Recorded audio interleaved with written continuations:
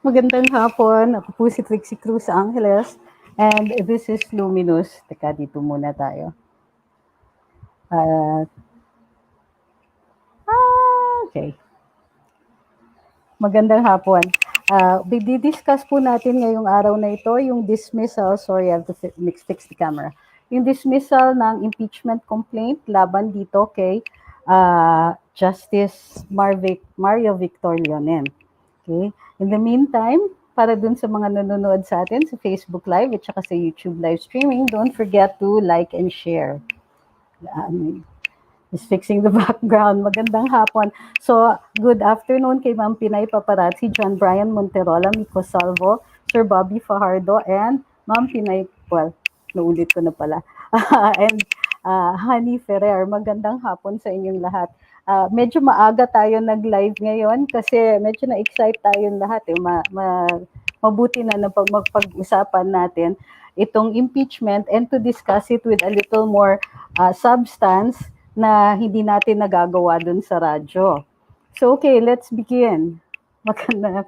Bago ang lahat, huwag kakalimutan kung hindi pa po kayo nagla-like and share nagla-like and follow sa ating Luminous, please don't forget to do so, lalong-lalo na sa panahon na ngayon.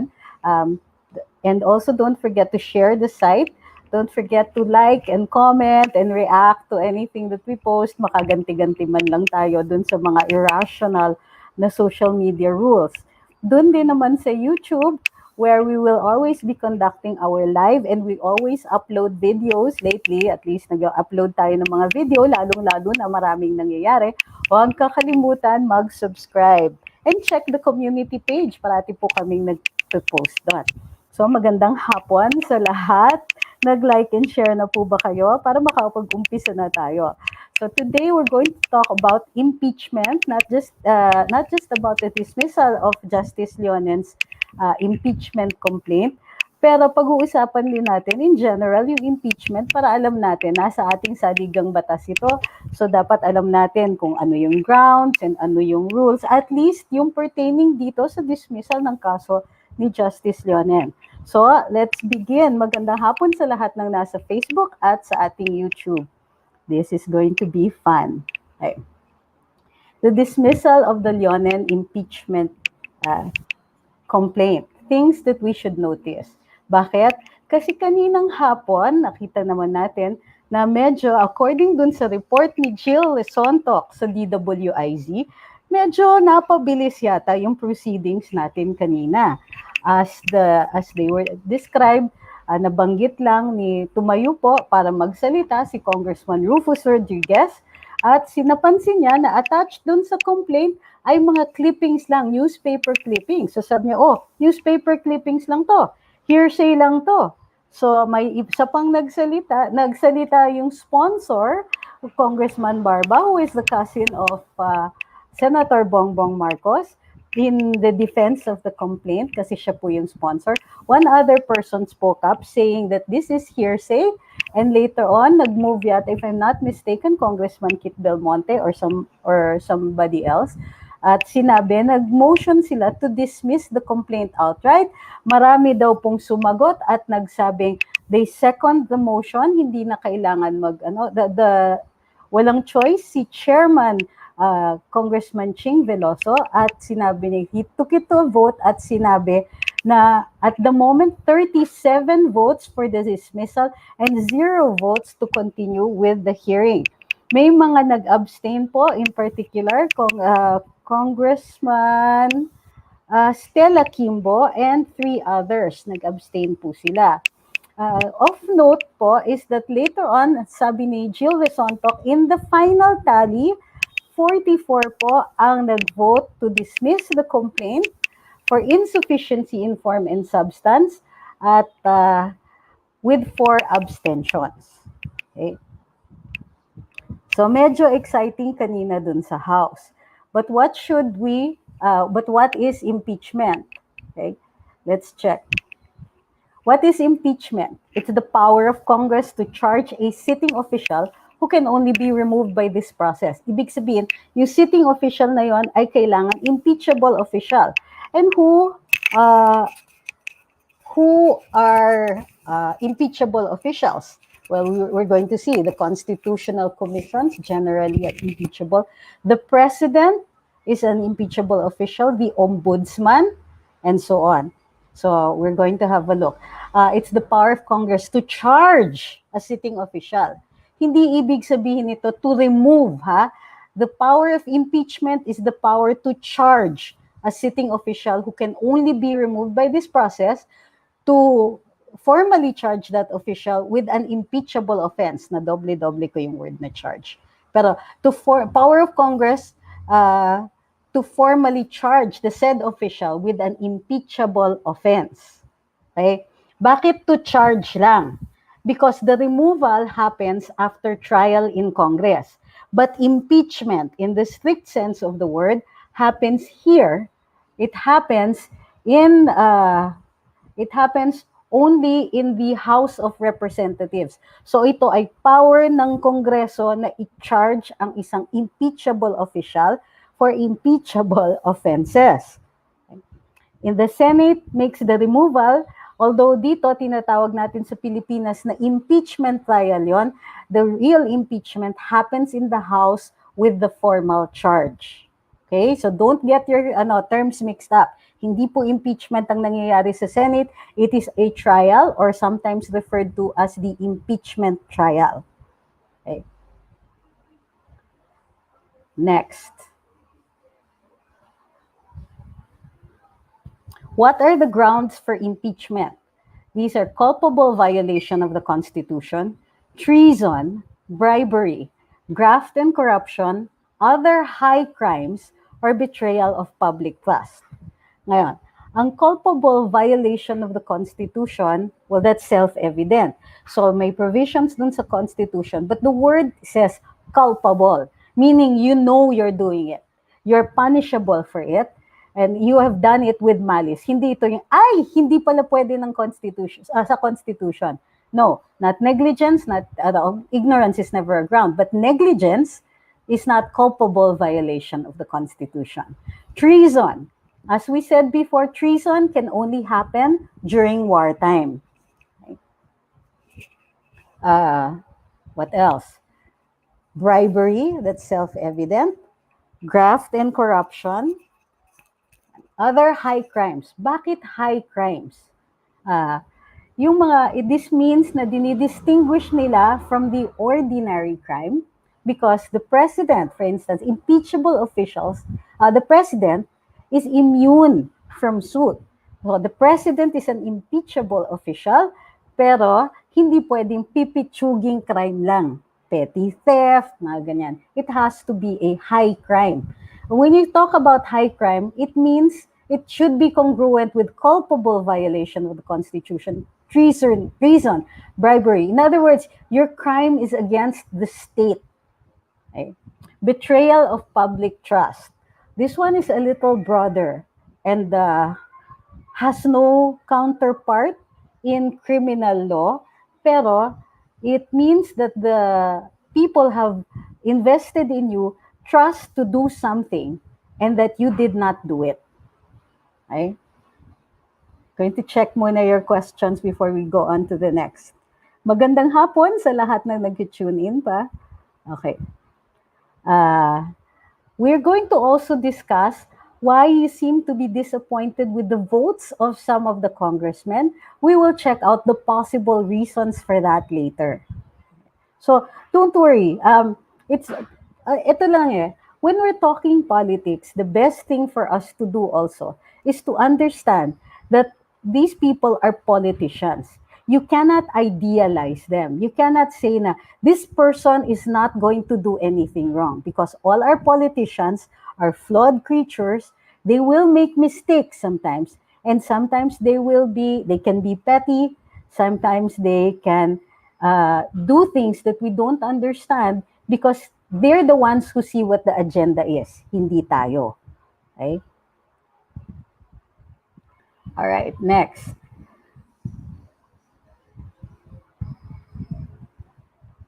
Here, what are the rules? This is the provision in the Constitution.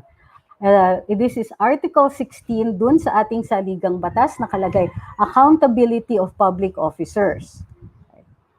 Must at all times be accountable to the people, Section 1, serve them with utmost responsibility, integrity, loyalty, efficiency, act with patriotism and justice, and lead modest lives. Bakit importante na sinasabi ito ng ating saligang batas? Because this provides the basis and also context para dun sa mga grounds later on for impeachment or for other removal from office. Okay, here, who are the impeachable officials? The President, the Vice President, the members of the Supreme Court, the members of the Constitutional Commissions. Kasama po dyan, Constitutional Commission, ang COMELEC. Kaya sinabi very recently ni Mr. James Jimenez, spokesman ng COMELEC, na nagsabing yung mga commissioners ng COMELEC can only be removed or shifted around or passed around by impeachment, not passed around. I apologize for the term. They can be moved around. In other words, shuffled only after they had been impeached. Okay?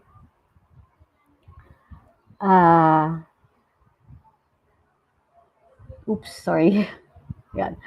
The members of the ombudsman may only be removed by impeachment for and conviction of, as we said, culpable violation of the Constitution, treason, bribery, graft and corruption, other high crimes, betrayal of public trust. Okay. Okay. The House of Representatives have the exclusive power to initiate all cases of impeachment. So, anong kailangan? Makikita natin dito, requirement. A verified complaint for impeachment may be filed by one, any member of the House, two, by any citizen upon resolution or endorsement of any member of the House. And then 3, let me see, by the committee after hearing and majority vote of all of its members. No, wait. May third yan eh. I will check later dun sa rules. Ayan. A vote of at least 1/3 of all members of the House shall be necessary either to affirm a favorable resolution or override its contrary resolution. So, ano yung vote na kailangan sa House? 1/3 of all members of the House. It doesn't even have to be a majority. Okay? To affirm a favorable resolution or override its contrary resolution. The Senate has the sole power to try. Okay? Congress, dito, the last part says, Congress shall promulgate its rules on impeachment to effectively carry out the purpose of this section. Now, what are those rules? Here. Rule number 3, finding of probable cause. But let's go, okay. There. Section 4 determines the sufficiency in form and substance. Upon due referral, the Committee on Justice shall determine whether the complaint is sufficient in form and substance if the committee finds that so, tignan niyo yung order ha, sufficiency in form and substance. First form and then substance. If insufficient in form, babalik yung complaint to the Secretary General with a written explanation of the insufficiency. The SecGen shall return it to the complainant together with the explanation within 3 session days from receipt, finding the complaint insufficient in form. If insufficient in form, the committee then will determine if the complaint is, okay, so babalikin sa SecGen. But if it is sufficient in form, they go to substance. The requirement of substance is met if there are the following: recital of facts constituting the offense charged and determinative of the jurisdiction of the committee. If the committee finds the complaint is not sufficient in substance, it shall dismiss and shall submit its report as provided hereunder. This is very important. You know why? Because kanina, during the hearing, they first pointed out that the evidence was simply newspaper clippings. So ang sinasabi ng mga kongresista, etong kailangan.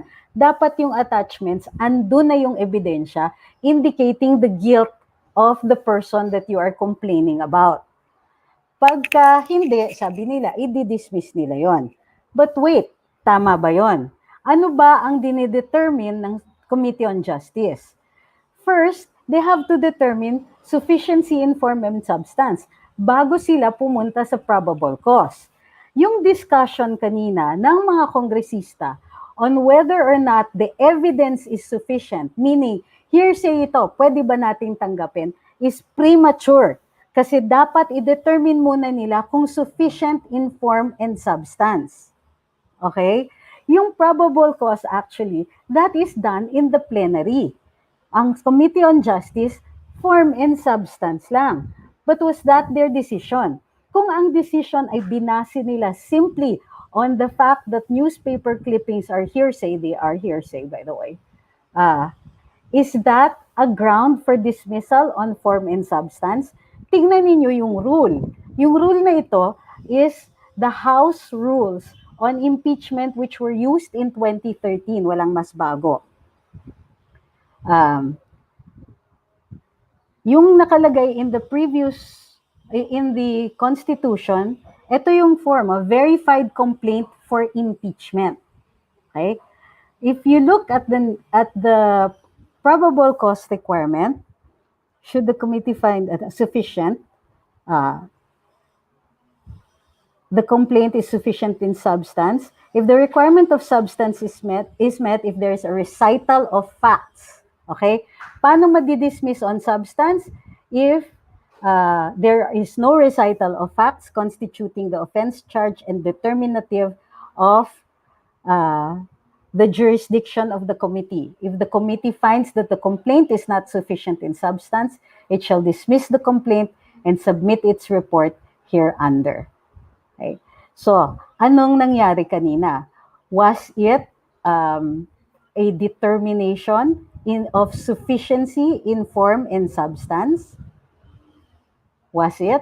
We're not sure because hindi po nangyari yon, 'di ba?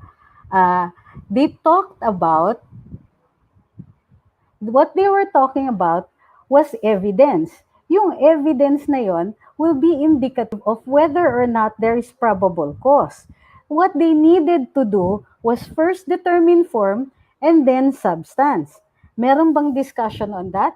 Ayon kay Jill Resonto, wala. Diba? Paano yun? Ano nangyari?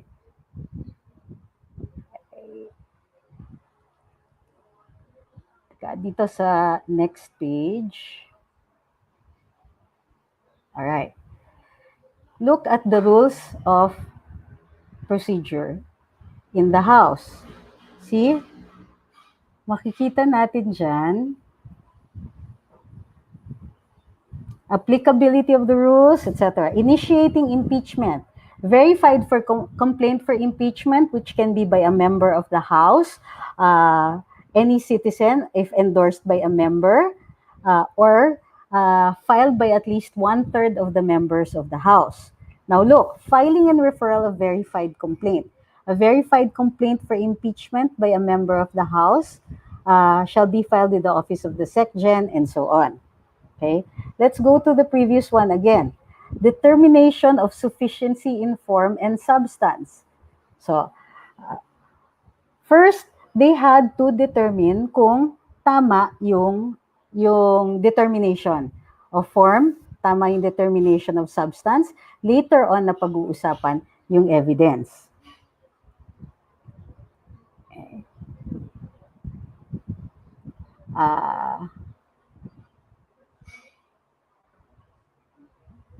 All right. When are you required to attach evidence? Okay, ito hindi ko nakabit dun sa ating ano. I need to add again to the screen.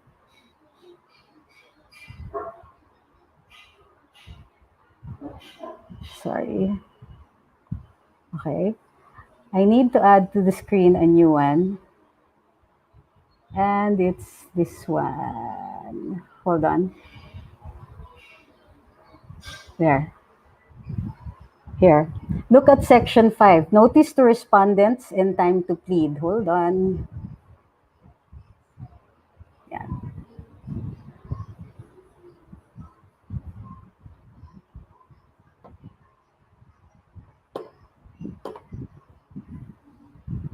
Sorry, there you go. First, what happens is there is a complaint, mag-file ng complaint. Kung sufficient informed in substance yan, sasagot yung kalaban. Meaning, in this case, it's Justice Leonen. After the answer, dyan lang mag-a-attach ng evidence. Tignan nyo dito, sa second paragraph of section 5. Nakalagay doon, within 3 days from receipt of the answer, the complainant may file a reply serving a copy to the respondent who may file a rejoinder. Sagutan yan. Together with their pleadings, the parties shall file their affidavits or counter affidavits as the case may be with their documentary evidence. Do you see the procedure now? Okay, first, what the committee will do is determine form. Kung tama yung form, verified complaint siya, you look at the substance. Ano yung substance? Kung there is a recital of facts. Ano yung kailangan sa substance? A recital of facts. After that, sufficient inform and substance na siya, pasasagutin ngayon yung respondent, tapos kung pwede, sasagot uli yung complainant, sasagot uli yung respondent. Pag tapos na yung dalawang sagutan na yon, both parties will file their evidence, file their affidavits and whatever documentary evidence. So, kanina, pinag-uusapan nila, what they were talking about was evidence. Diba? Sabi nila, hearsay to, hearsay. So, paano niyo pag-uusapan yung evidence kung wala pa kayong judgment on sufficiency in form and substance? Okay? So, I hope naiintindihan niyo how important this is. Kasi ang nangyari kanina, as JP had mentioned sa tambayan kanina, is parang dumaan daw yung PNR sa Kongreso. Kasi na-railroad siya. Kasi ito yung proseso ng impeachment. Uulitin po natin. The filing of the complaint is referred to goes to the speaker refers to the Committee on Rules refers to the Committee on Justice makes first a determination of sufficiency in form and substance. Second, asks the respondent to file their answer, and then third, dun pa lang papafile yung mga evidence nila.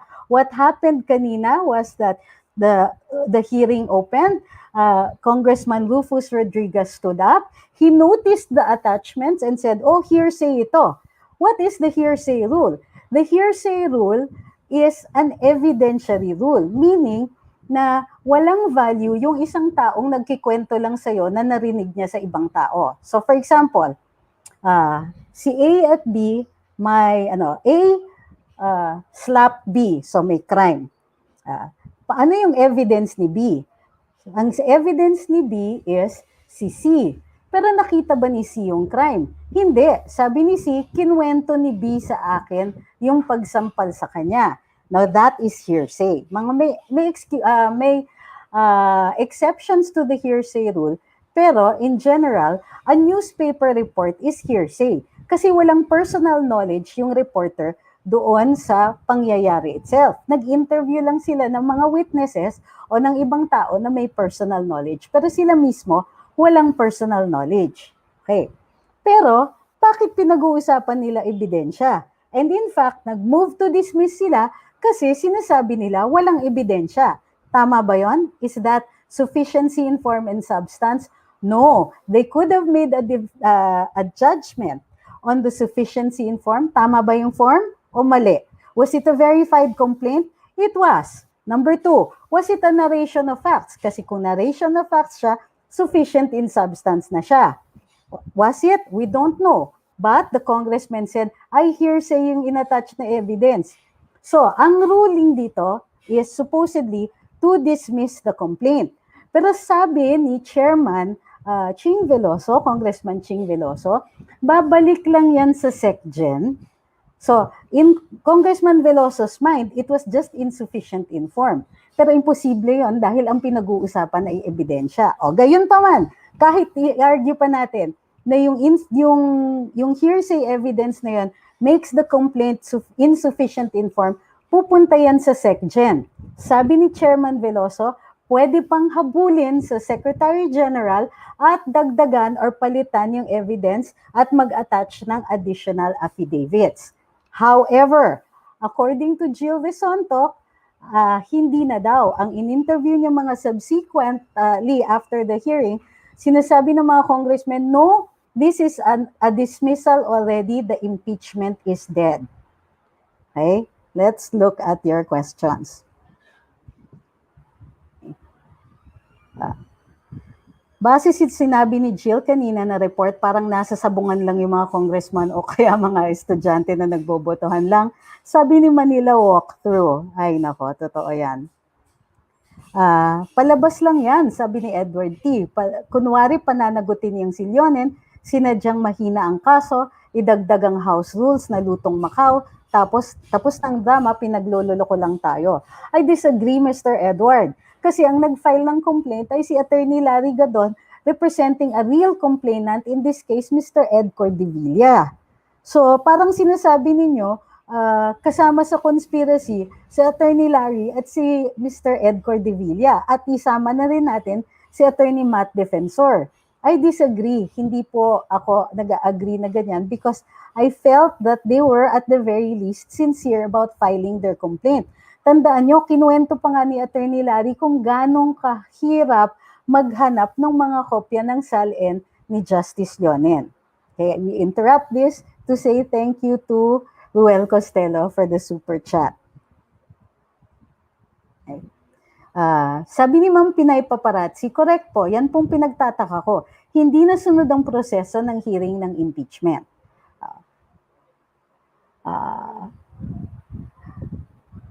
Sabi na nga pinasukan na naman ng CPP, PNR.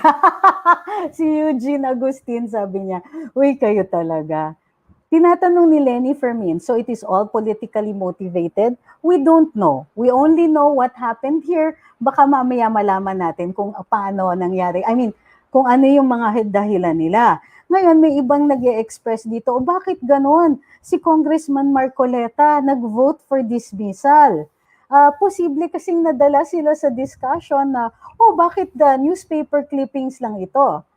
Well, I guess they have to look back at the rules. So titignan natin yung resolution later on kasi may resolution dapat yan na isasama ng Committee on Justice pag sinoli nila for dismissal itong kaso for impeachment, itong complaint for impeachment. Okay? Hi, I don't know if it's politically motivated. Minadali daw kasi ayaw nilang madagdagan trabaho nila kung mai-impeach si Leonen. Well, they could have found sufficiency in form and substance, di ba? Sabi ni Ma'am Mia, katulad sa Ombudsman, Supreme Court at kung saan merong mga documents na kailangan ni Leonen, yun ang dapat sana ginawa ng mga congressmen, katulad nung sa Sereno impeachment. Naalala niyo yon, sila mismo ang nagpatawag at humingi ng kopya ng mga SALN. This did not happen in this case.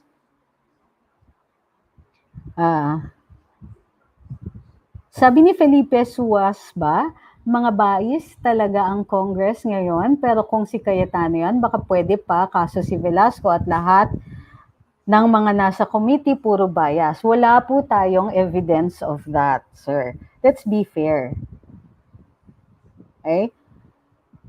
Thank you kay Ma'am Maria Liz Florentino para dun sa super chat din po niya.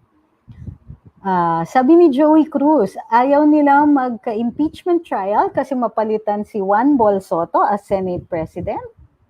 Hindi pwede mag-preside si Juan Bol Soto, walang alam sa rules ng court kasi hindi abogado. Okay. Hi kay Ana Maria Torres Tangente. She's watching from France. Ma'am Sara Bandigan says, paano nila iisipin pa yan kung may tapal na milyones itong mga congressman?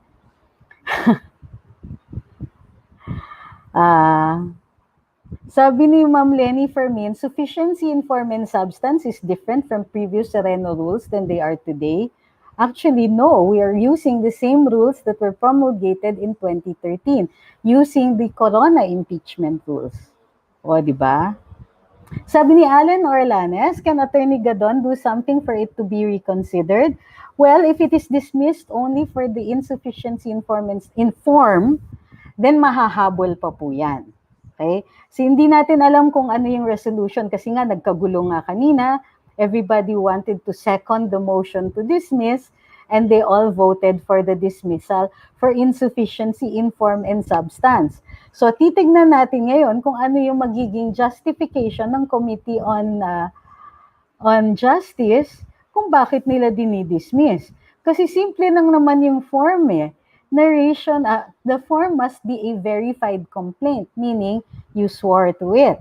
And then what is the substance? There has to be a narration of facts at yung narration of facts na yun, nandun yung mga acts that constitute the impeachable offenses. Okay? Ibig sabihin, dun sa pagkakwento mo, dun sa pangyayari, makikita nyo na, ay, oo nga, culpable violation of the Constitution ito. Ay, oo nga, integrity issue ito, and so on.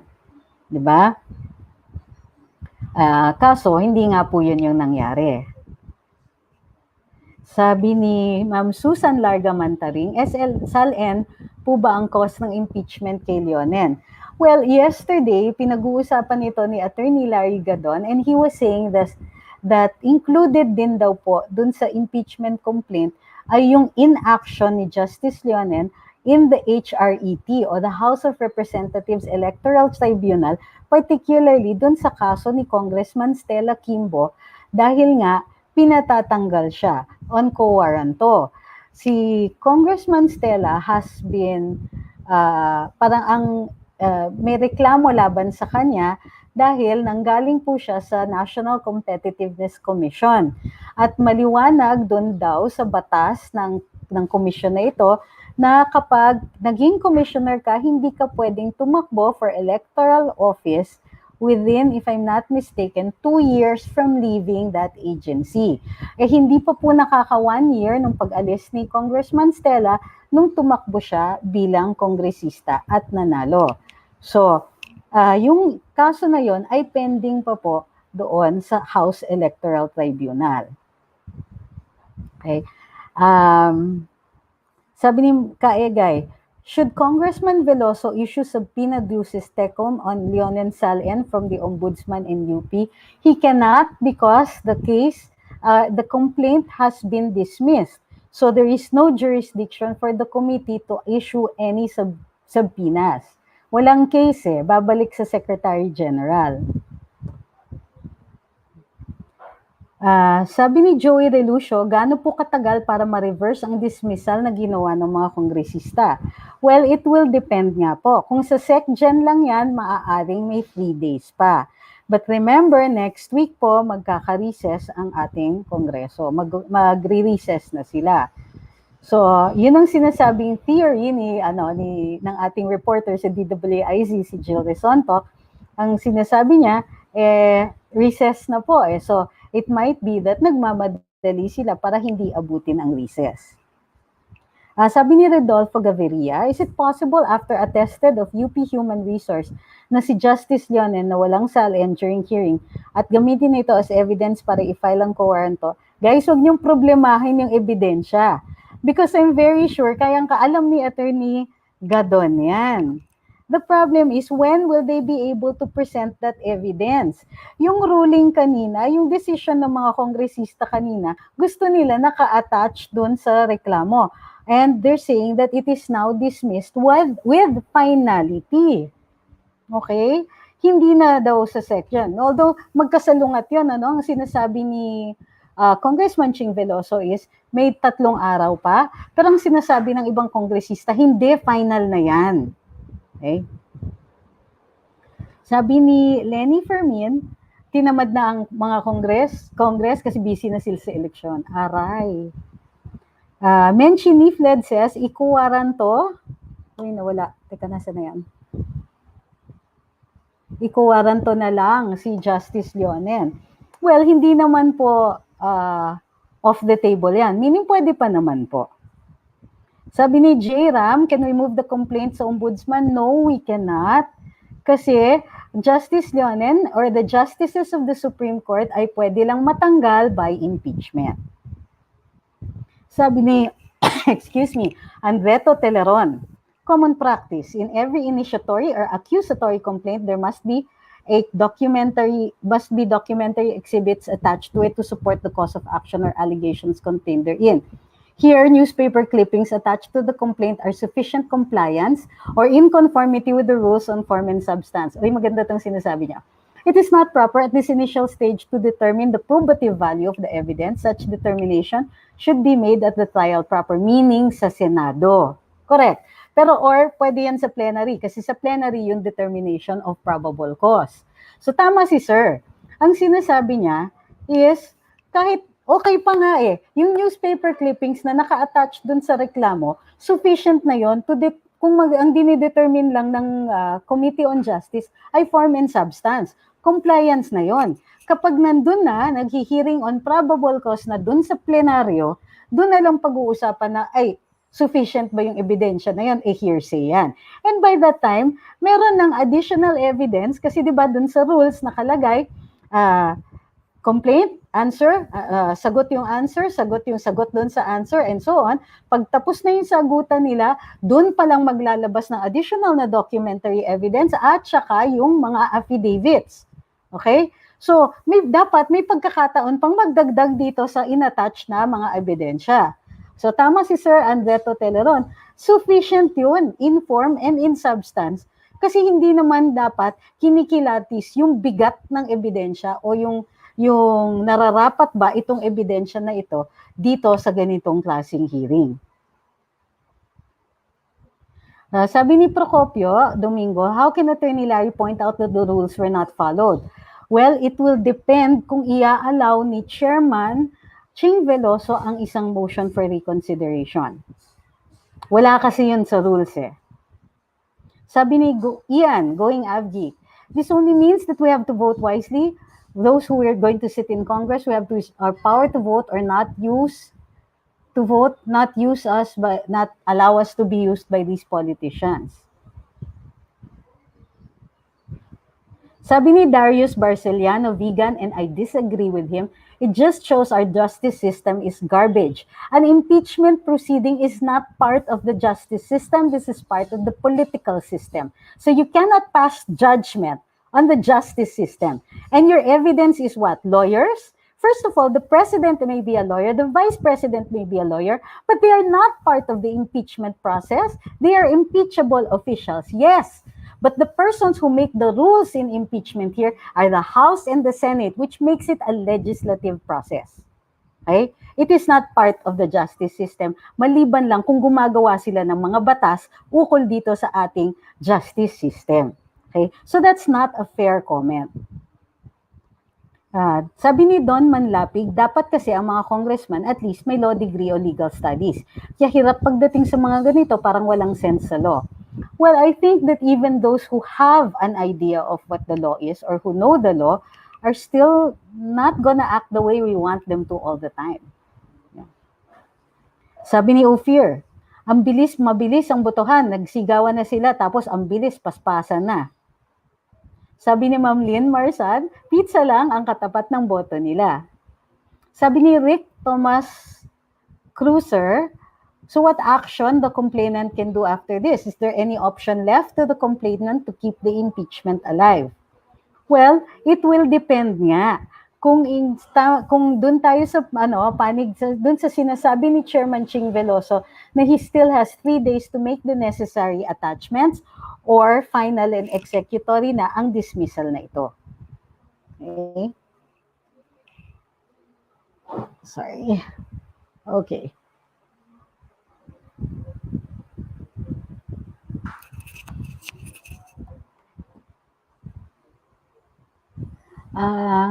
Sabi ni Ma'am Ying, team replay daw siya. Balik na po sa klase. Ay. Okay, sabi ni Roe William, these yellow members of Congress are trying to protect one of their own sitting in the SC. Well, I hope that's not true. Si Ma'am Ana Marie Torres Tangente says, ay, sent 5. Thank you po dun sa iyong padala sa Eurochat. Ay, Eurochat. Sa super chat. Sorry po. Sabi ni Ophir, Cuaranto na lang, Solgen, pasok.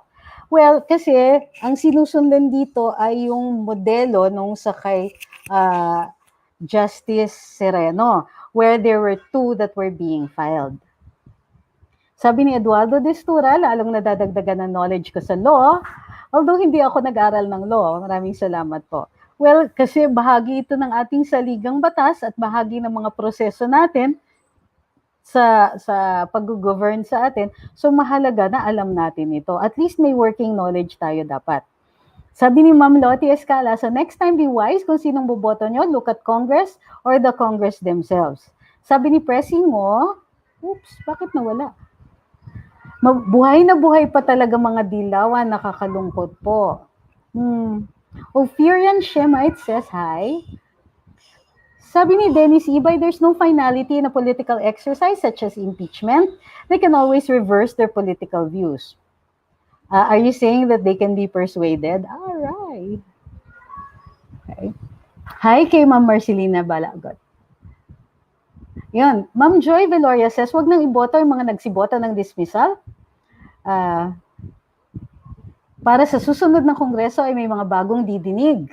Husgahan na ng madla yung mga kongresista na yan. Roma Amor says, nakakasuya na talaga ang mga ganyang hakbang ng Kongreso, pero kapag issue ng ABS-CBN, kahit mag-overtime pa. Wala kasi silang makukuhang tong sa impeachment ni Leonen. Ay, grabe kayo. Sabi ni John Brian Monterola, nagtaka nga po ako. Kasi nanonood po ako kanina ng impeachment ni Leonen, sobrang bilis nila mag-ruling.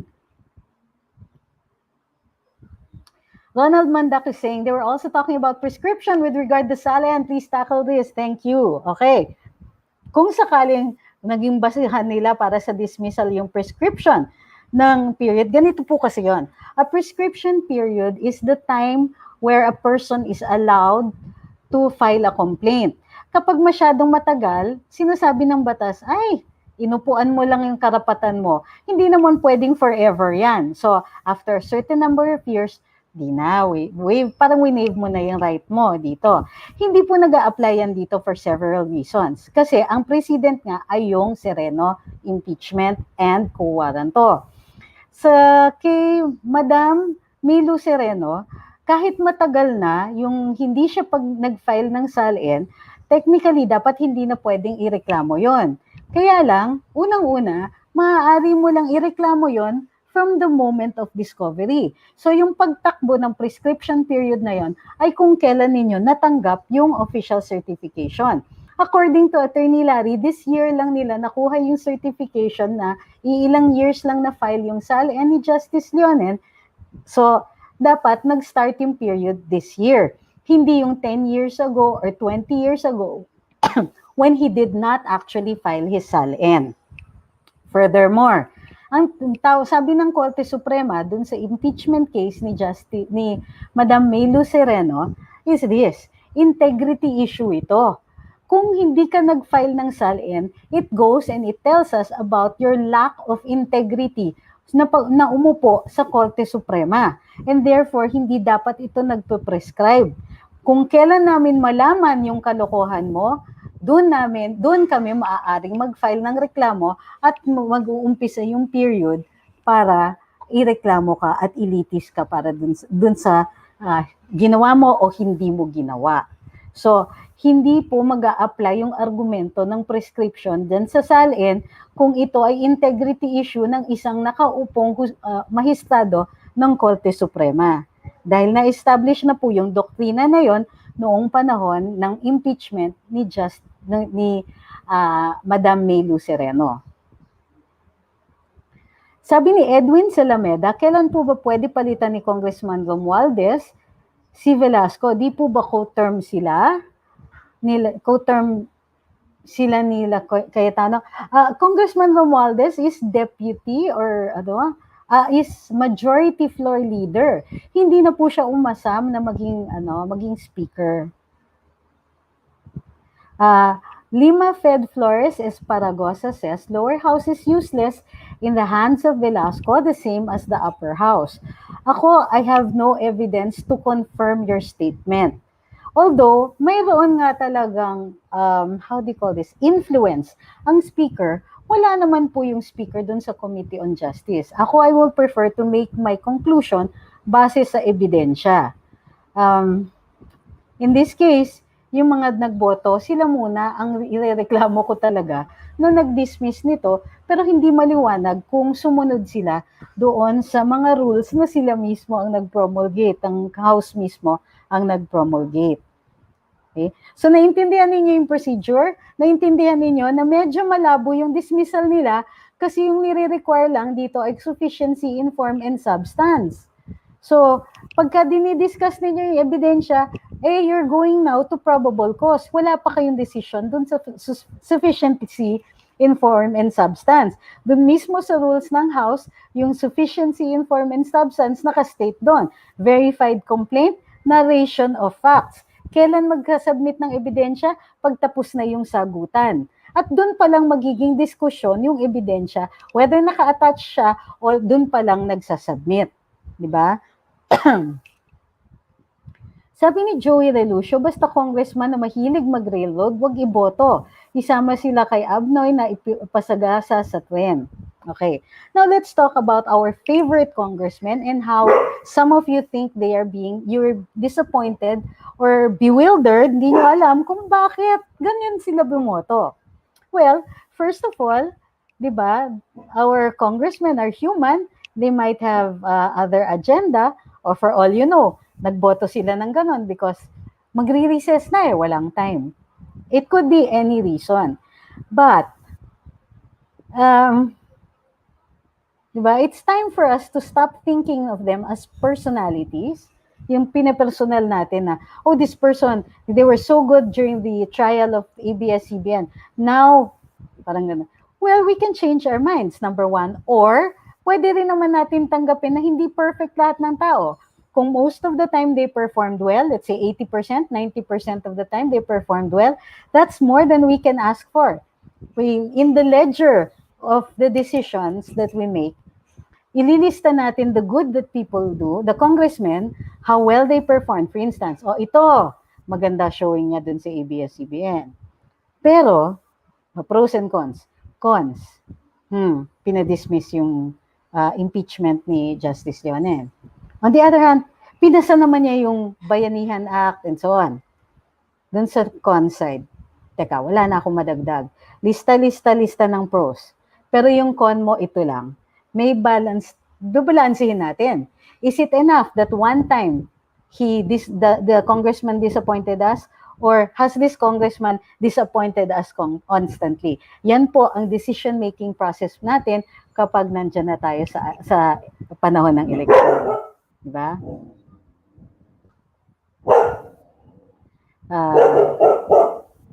Sabi ni Kaegay at Edwin Salameda, remember, Cayetano wants provisional franchise. Hey guys, shh! Provisional franchise. Yoshi! Sabi ni Kaegay, Edwin Salameda, remember, Cayetano wants provisional franchise of ABS-CBN. Okay, wanted pala. John Atlas Tumlo says it's about time to lead wise, to select good legislators, get him, in Congress and Senate by 2022. Yung mga bumoto ng yes to dismiss Leonen's impeachment complaint, markado na kayo. Sabi ni Bong Parlado, okay, let's look, pwede pa bang ulitin? Alright, let's discuss what can be done. Okay, number one, pwede bang i-refile? Oo, pero may oras pa ba? Remember, filing of candidacies will happen in October. And magre-recess na for the final time next year. Will there be enough time to determine probable cause? And even for the Senate to conduct a trial before then, it is already May. Mag-June na po. Kaya pa ba? Even if we submit. Magre-recess next week ang Kongreso. So kahit mag-file ng panibagong complaint si Attorney Larry, pagbalik pa lang, Then the speaker will forward to the Committee on Rules within 3 days. And then 3 days then, yung Committee on Rules will forward to the Justice Committee. Kailan ba sila babalik from recess? Hindi ba, ano ba yan? July na. Or June pa. Sometime in June. So is there enough time? Ang isa is, pwede rin pumunta sa Korte Suprema. Sabi ng Korte Suprema, maaari silang mag-determine kung merong grave abuse of discretion ang mga kongresista dito sa pag-conduct nila ng impeachment proceedings. Meron ng kaso na ganon. Ang tanong is, will even the Supreme Court be able to decide in enough time? So kunwari, dali natin sa Supreme Court. Sabihin ng Supreme Court, okay, sagot, kabila, certain number of weeks. You have 15 days to answer, respondent. Pagkatapos na, and remember, the respondent is in the Supreme Court. Tapos, sagot-sagot pa. Pagkatapos nun, mag-oral argument tayo. Katulad nung nangyari dun sa kay Sereno. Again, may oras pa ba? Medyo late na po yung pagdating nitong reklamo at saka yung pag-forward nito doon sa Committee on Rules and Committee on Justice. Although, all the rules were obeyed in this case. Except, yung dismissal dito. Ito, sabi ni Leorita Urmatam, let's not forget them and we will garbage them all. Romel Caritativo says, bakit nga ba nag-yes si Congressman Marcoleta? Anong basihan niya? Well, let's see. Tignan natin yung resolution. Guys, let's give them time, di ba? I'm sure they're going to explain. And if they don't explain, dyan tayo. Dyan lang tayo. But due process yan Pakinggan natin sila. Ano ba yung dahilan na to? May chance pa ba? Well, ang sinasabi kong chance lang dito is if tama si Congressman Ching Veloso at may 3 araw si Attorney Larry na punuin yung kakulangan na sinasabi ng mga kongresista at maging sufficient siya inform. Pero pagbalik na yan after recess, again, will they finish on time?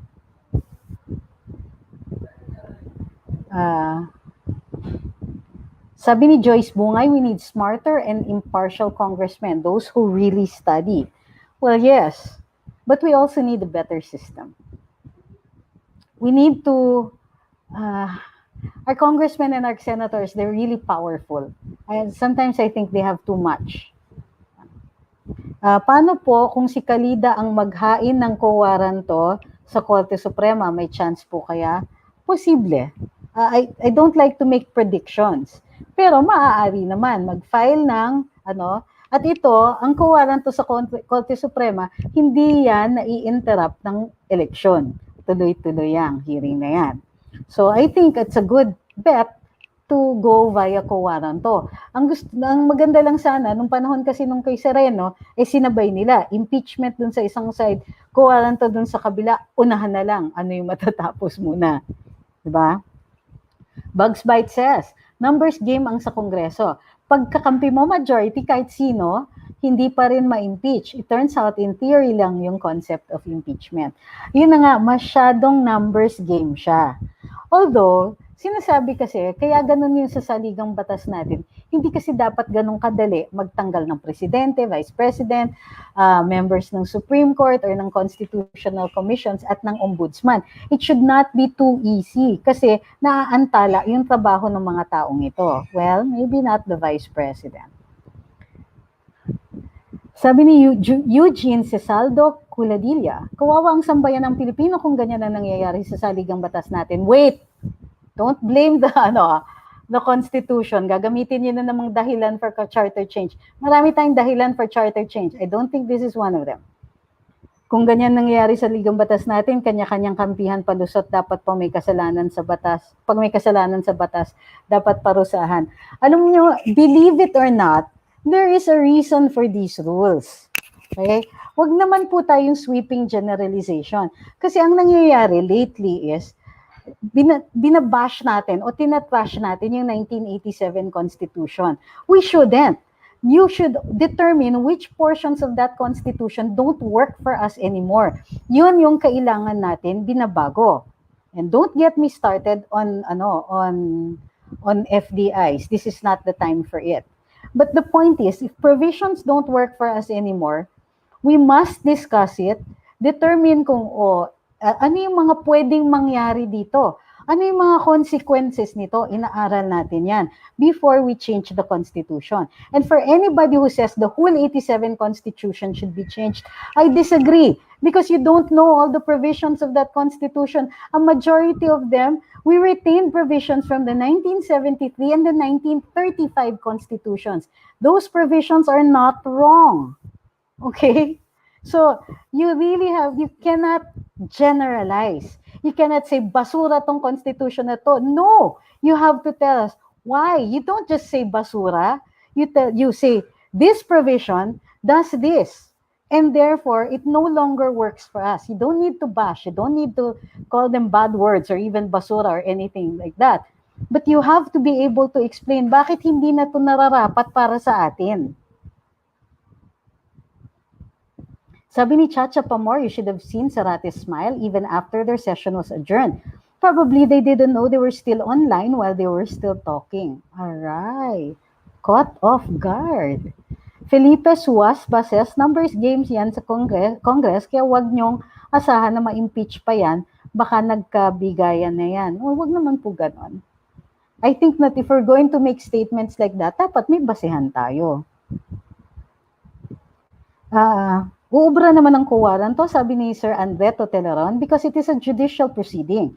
Under the rules of court being distinct and different from impeachment, it's one of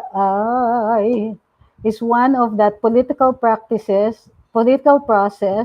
or duty of Congress under the Constitution. So walang legal impediment o obstacle in violation of rule, one-time filing for 1 year sa Constitution.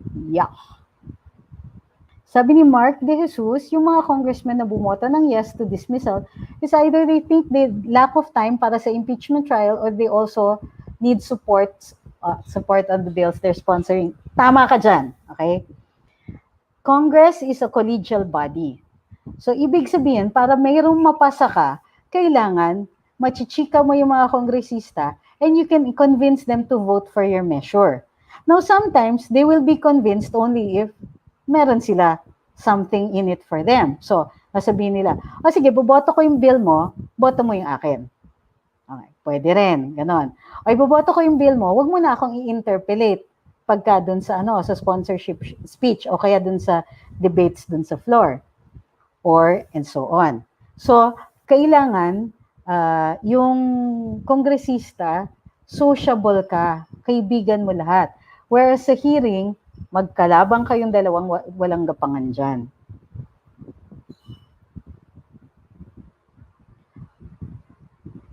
Sabi ni Clarence Harrison, sana isa ka sa mga gagawa ng Constitution para may objective input para sa madlang peeps. Wala akong masyadong tiwala sa ibang kongresista at senador. Yun na nga. There are two ways to amend the Constitution. Number one is by the Congress sitting as a constituent body, or two, by constitutional convention. The ideal is constitutional convention kasi binoboto natin yung mga representante, alam natin ay gagawa ng tamang mga pag-aamyenda ng ating saligang batas. Kadalasan, kasi mas mura, ang ginagawa ng Kongreso, katulad ng ginagawa nila ngayon, supposedly constituting themselves as a constituent assembly to amend the Constitution. So, I don't know. It's probably highly unlikely that there will be a constitutional convention anytime soon.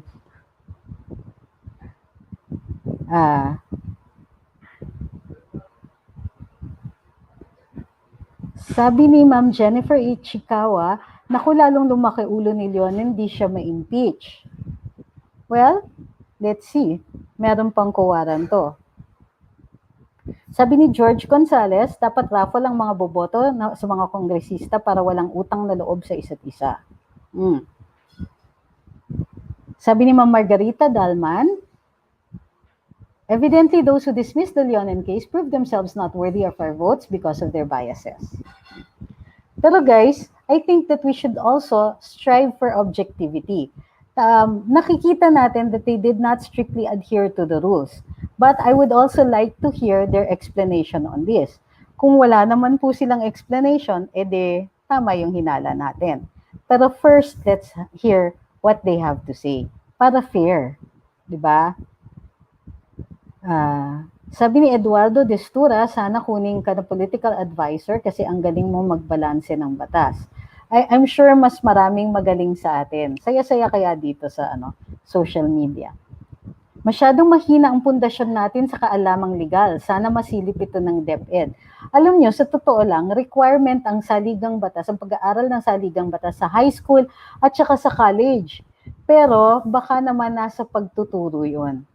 O dun sa mga style, kung ano yung compliance ng bawat paaralan tungkol dito. Okay, let's choose last few. Meron pa bang mga tanong? I really want to hear what Attorney Larry has to say about this. I'm sure I'm going to wait for his statement.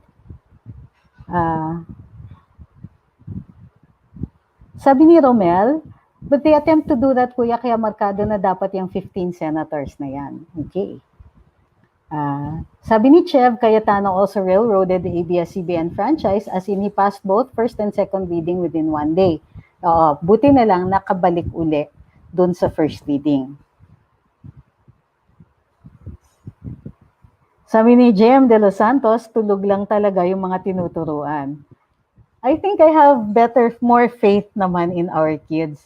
I think that the future generations, hindi dapat natin dinidismiss lahat as being woke-tards. Mayroong yung ating kabataan, they will listen if we speak. But we shouldn't bash them. We shouldn't talk down to them. I was a teacher for 3 years in the university. And sa totoo lang, a lot of my students went into government service after our class. Kasi, pag naipakita mo, ganito yung ating gobyerno.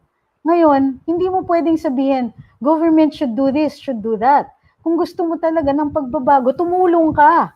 At paano ka tutulong? Some of you should join government. Some of you should join an NGO, but the point here is you cannot be passive. Diba? Hindi enough yung nagre-reklamo tayo. Kailangan meron tayong ginagawa.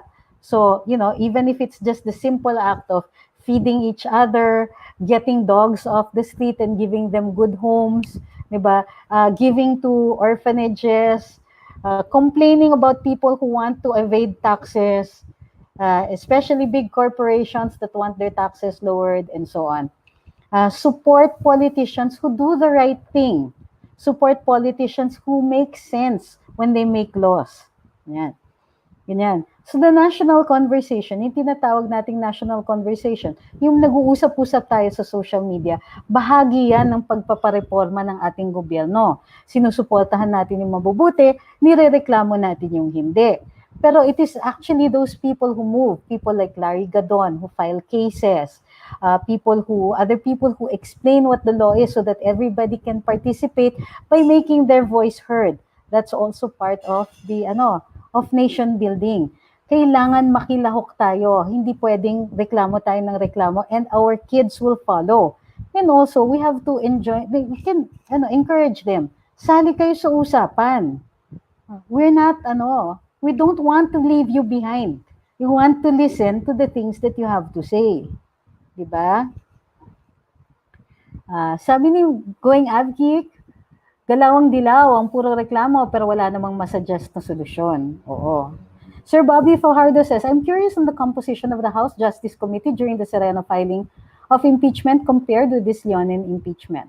Well, I have the list of this Leonen impeachment. So, ipopost natin yan sa Luminous, which brings me now back full circle. Huwag niyo pong kakalimutan, mag-like and follow at ilagay sa favorites ang Luminous. At huwag po kakalimutan, mag-subscribe dito sa ating YouTube channel. Kung di pa po kayo nakaka-subscribe, andyan lang po, you just have to click the subscribe button.